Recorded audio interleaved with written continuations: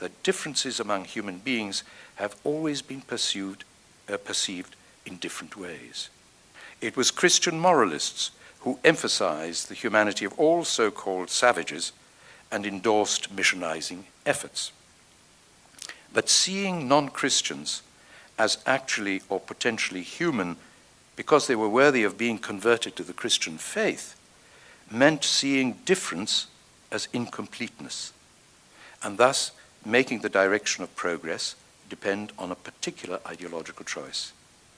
The specific attraction of evolutionary social theories was that they offered a way of reformulating the essential unity of mankind, while avoiding the current objections to the older theories of a human nature everywhere essentially the same.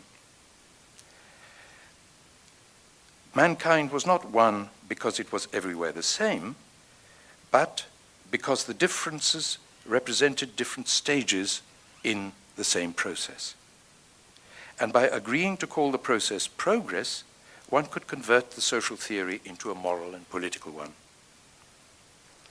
What had once been a narrow Christian civilization was now, in its secular form, become the epitome of an all-inclusive humanity. Since sovereignty, it was said, was a European concept intrinsic to its international system of law, and therefore applicable only to the European states within that system, it didn't belong to non-European societies and could not therefore be transferred to the European power that annexed them.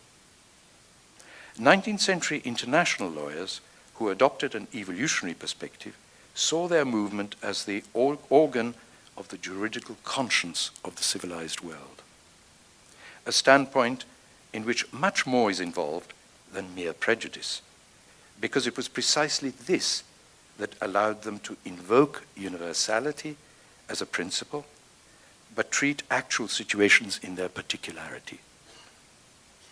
The European drive to expand by conquest or by unequal treaty into areas where barbarians and savages lived should not be seen as the failure to fulfill a grand promise. The brutalities that were involved in this process are not, in my view, best seen as excesses or as an accidental perversion of a great ideal, but as essential to the project of colonizing, of building and advancing civilization, a movement in which law was seen as transcending politics.